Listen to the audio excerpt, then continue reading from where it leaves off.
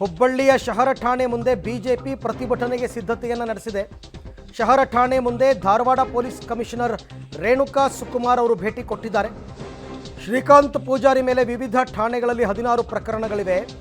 ಅಕ್ರಮ ಸಾರಾಯಿ, ಮಟ್ಕಾ, ಜೂಜಾಟ ಸೇರಿ 16 ಪ್ರಕರಣಗಳಿದೆ. ಶಹರ ಠಾಣೆ ಮುಂದೆ ಪ್ರತಿಭಟನೆಗೆ ಬಿಜೆಪಿ ಸದ್ಯ ಯಾವುದೇ ಅನುಮತಿ ಇಲ್ಲ. ನಾವು ಮುಂಜಾಗ್ರತಾ ಕ್ರಮವಾಗಿ ಪೊಲೀಸ್ ಬಂದೋಬಸ್ತ್ ವ್ಯವಸ್ಥೆಯನ್ನು ಮಾಡಿದ್ದೇವೆ ಅಂತ ರೇಣುಕಾ ಸುಕುಮಾರ್ ಹುಬ್ಬಳ್ಳಿ ಪೊಲೀಸ್ ಕಮಿಷನರ್ ಹೇಳಿಕೆಯನ್ನು ಕೊಟ್ಟಿದ್ದಾರೆ.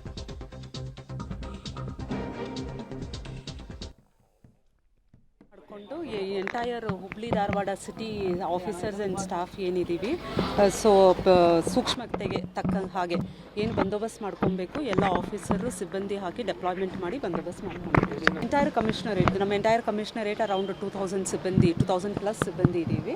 ಸೊ ಅಷ್ಟು ಜನ ಬಂದೋಬಸ್ತಿಗೆ ನಿಯೋಜಿಸ್ಕೊಂಡಿದ್ದೀವಿ. ಅವರು ಅಪ್ಲಿಕೇಶನ್ ಇಲ್ಲಿವರೆಗೆ ಕೊಟ್ಟಿಲ್ಲ, ವಿಲ್ ಜಸ್ಟ್ ಸಿ. ಅವ್ರ ಮೇಲೆ 16 it is in public knowledge. ಈಗ ಕೇಸಸ್ ಏನು ರಿಜಿಸ್ಟರ್ ಆಗುತ್ತೆ it is in public domain. ಅವರ ವಿರುದ್ಧ 13 ಕೇಸಸ್ಸು, 3 ಪ್ರಿವೆಂಟಿವ್ ಆ್ಯಕ್ಷನ್ ರಿಪೋರ್ಟ್ಸ್ ಇದೆ. 13 ಕೇಸಸ್ಸಲ್ಲಿ rioting, then illegal excise, bootlegging ಅಂತ ಏನು ಹೇಳ್ತೀವಿ, bootlegging cases 5 bootlegging cases ಇದೆ, ಹರ್ಟ್ ಕೇಸಸ್ ಇದೆ, OC ಮಟ್ಕಾ ಕೇಸಸ್ ಇದೆ, ಆಮೇಲೆ 41D ಕೇಸ್ ಇದೆ. ಅದರ ಜೊತೆಗೆ 3 PR ಕೇಸಸ್.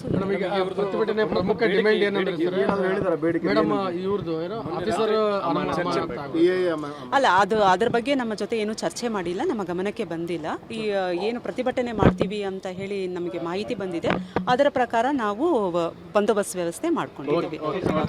Thank you. ಏನು ಹೇಳಿ? ಅಲ್ಲೇ, ಹೌದು, ಅಲ್ಲೇ ಅವರು ಪ್ರತಿಭಟನೆಗೆ ಅಲ್ಲೇ ವ್ಯವಸ್ಥೆ ಮಾಡ್ಕೊಂಡಿದ್ದಾರೆ. ಸ್ಟೇಷನ್ ಇಲ್ಲ, ಮೆರವಣಿಗೆ ಏನು ಸದ್ಯ ಏನು ಪ್ಲಾನ್ ಮಾಡ್ಕೊಂಡಿಲ್ಲ, ನಮಗೆ ಮಾಹಿತಿನೂ ತಿಳಿಸಿಲ್ಲ. ನಾವು ಎಲ್ಲ ಕಡೆಯಿಂದ 360 ಡಿಗ್ರಿ ಏನು ಸಿಚುವೇಶನ್ ಡೆವಲಪ್ ಆಗುತ್ತೆ ಅದಕ್ಕೆ ಪ್ರಕಾರ ಬಂದೋಬಸ್ತ್ ಮಾಡ್ಕೊಳ್ಳೋಕೆ ನಾವು ಸದ್ಯ ತಗೊಂಡಿಲ್ಲ. ಈ ಬಗ್ಗೆ ಮತ್ತಷ್ಟು ಮಾಹಿತಿ ನನ್ನ ಕೊಲೀಗ್ ಸುನಿಲ್ ಅವರಿಂದ ಪಡಿತಾ ಹೋಗೋಣ. ಸುನಿಲ್, ಈಗ ಭದ್ರತೆಯ ವಿಚಾರವಾಗಿ ಕಮಿಷನರ್ ಮಾತನಾಡ್ತಾ ಇದ್ದಿದ್ದು ಓಕೆ, ಬಟ್ ಶ್ರೀಕಾಂತ್ ಪೂಜಾರಿ ವಿಚಾರದಲ್ಲಿ ಕೇವಲ ಅದೊಂದು ರಾಮ ಮಂದಿರದ ಗಲಭೆ ಮಾತ್ರ ಅಲ್ಲ, ಉಳಿದಿರುವಂತಹ ಕೇಸ್ಗಳು ಕೂಡ ಇದೆ. ಹಾಗಾಗಿ ಬಂಧನ ಮಾಡಿದ್ದೀವಿ ಅಂತ ಈಗ ಅದಕ್ಕೆ ಅಡಿಷನಲ್ ಆಗಿ ಇವತ್ತು ಸೇರಿಸಿ ಹೇಳ್ತಾ ಇದ್ದಾರೆ ಅಂತ ಅನ್ನಿಸ್ತು. ತಾವೇನು ಹೇಳ್ತೀರಾ?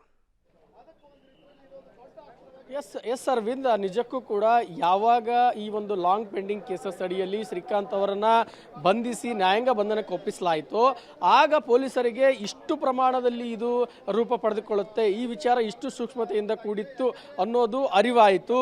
ಸೊ ಹೀಗಾಗಿ ಸಹಜವಾಗಿ ಪೊಲೀಸರು ಮತ್ತಷ್ಟು ತನಿಖೆಯನ್ನು ಮಾಡಬೇಕು ಮತ್ತು ಅವರ ನಡೆಯನ್ನು ಸಮರ್ಥನೆಯನ್ನು ಮಾಡಿಕೊಳ್ಬೇಕು. ಹೀಗಾಗಿ ಶ್ರೀಕಾಂತ್ ಮೇಲಿರುವಂಥ ಹಲವಾರು ಪ್ರಕರಣಗಳನ್ನು ಈಗ ಹೊರ ಎಳೆದಿರುವಂಥದ್ದು, ಈ ಬಗ್ಗೆ ದಾಖಲೆ ಕೂಡ ಬಿಡುಗಡೆ ಮಾಡಿದ್ದಾರೆ. ಈಗ ನಾವು ಒಂದು ಗಮನಿಸಬೇಕು ಅರವಿಂದ್, 92ರ ರಾಮ ಮಂದಿರ ಭೂಮಿಯ ಹೋರಾಟದ ಸಮಯದಲ್ಲಿ ಶ್ರೀಕಾಂತ್ ಅವರು ಅರೆಸ್ಟ್ ಆಗಿದ್ದಾರೆ ವಿನಃ ಅವರ ಮೇಲಿರುವಂಥ 15 ಕೇಸ್ಗಳ ಮೇಲಿಂದ ಅಲ್ಲ ಅನ್ನೋದು ಒಂದು ಸ್ಪಷ್ಟ. ಇನ್ನು ಈ ಕೇಸುಗಳು ಕೂಡ 98ರ ಅವಧಿಯ ಮೇಲೆ ಆರಂಭ ಆಗಿರುವಂಥದ್ದು, ಅಲ್ಲಿಂದ 92ರವರೆಗೆ ಯಾವುದೇ ಕೇಸ್ ದಾಖಲಾಗಿಲ್ಲ. ಸೊ ಸಹಜವಾಗಿ ಪೊಲೀಸರು ತಮ್ಮ ಪ್ರಕ್ರಿಯೆಯನ್ನು ಮಾಡಿದಿರುವಂಥದ್ದು, ಶ್ರೀಕಾಂತ್ ಅವರ ಮೇಲೆ ಇರುವಂತಹ ಆರೋಪಗಳನ್ನು ಈಗ ಬಿಡುಗಡೆ ಮಾಡಿರುವಂಥದ್ದು. ಸೊ ಇದು ಎಲ್ಲ ಒಂದು ಕಡೆ ಪೊಲೀಸರು ತಮ್ಮ ಒಂದು ಕಾರ್ಯಕ್ಕೆ ಸಮರ್ಥನೆ ಮಾಡಿಕೊಳ್ತಾ ಇರುವಂಥದ್ದು. ಇನ್ನು ಎರಡನೇದಾಗಿ ರಾಜಕೀಯವಾಗಿಯೂ ಕೂಡ ಈ ಒಂದು ವಿಚಾರ ಸಾಕಷ್ಟು ಪ್ರಸ್ತಾಪವಾಗ್ತಾ ಇದೆ. ಪ್ರಸಾದ್ ಅಬ್ಬಯ್ಯ ಅವರು ಕೂಡ ಶಾಸಕರು, ಸ್ಥಳೀಯ ಶಾಸಕರು, ಕಾಂಗ್ರೆಸ್ ಶಾಸಕರು ಅವರು ಕೂಡ ಹೇಳಿದರು ಶ್ರೀಕಾಂತ್ ಅವ್ರನ್ನ ರಕ್ಷಣೆ ಮಾಡ್ತಾರೆ, ಬಿಜೆಪಿ ರಕ್ಷಣೆ ಮಾಡಲು ಹೊರಟಿದೆ, ಅವರೊಬ್ಬ ಆರೋಪಿ, ಅವ್ರ ಮೇಲೆ ಸಾಕಷ್ಟು ಕೇಸ್ಗಳಿದೆ ಅಂತ. ಸೊ ಸಹಜವಾಗಿ ಇದು ಹಲವಾರು ಅನುಮಾನಕ್ಕೆ ಕಾರಣವಾಗಿರುವಂಥದ್ದು ಅರವಿಂದ್. ಓಕೆ, ಹಾಗೆ ಸಂಪರ್ಕದಲ್ಲಿದೆ ಸುನಿಲ್, ಮತ್ತೆ ನಿಮ್ಮನ್ನು ನಾನು ಮಾತನಾಡಿಸ್ತಾ ಹೋಗ್ತೀನಿ. ಸೊ ಸದ್ಯದ ಹುಬ್ಬಳ್ಳಿಯ ಪರಿಸ್ಥಿತಿ ತಾವು ಹೇಗೆ ಅಂತಕ್ಕಂಥದ್ದನ್ನು ಗಮನಿಸ್ತಾ ಇದ್ದೀರಾ. ಒಂದು ರೀತಿ ರಾಜಕೀಯ ಸ್ವರೂಪ ತೀವ್ರ ರೂಪವನ್ನು ಪಡ್ಕೊಳ್ತಾ ಇದೆ. ಹಾಗಾಗಿ ಇವತ್ತು ಗೃಹ ಸಚಿವರು ಕೂಡ ಶ್ರೀಕಾಂತ್ ಪೂಜಾರಿ ಬಗ್ಗೆ ಮಾತನಾಡಿದ್ರು, ಕಮಿಷನರ್ ಮಾತನಾಡಿದ್ರು, ಬೇರೆ ಬೇರೆ ಕೇಸ್ಗಳಿದೆ ಅಂತ. ಬಟ್ ಅರೆಸ್ಟ್ ಮಾಡೋದು ಮಾತ್ರ ಅದೇ ಕೇಸ್ನಲ್ಲಿ ಅಂತಕ್ಕಂಥದ್ದನ್ನು ಅವರು ಸ್ಟ್ರೆಸ್ ಮಾಡಿ ಹೇಳ್ತಾ ಇಲ್ಲ. ಅದೇ ಅನುಮಾನಕ್ಕೆ ಕಾರಣವಾಗಿರ್ತಕ್ಕಂಥದ್ದು.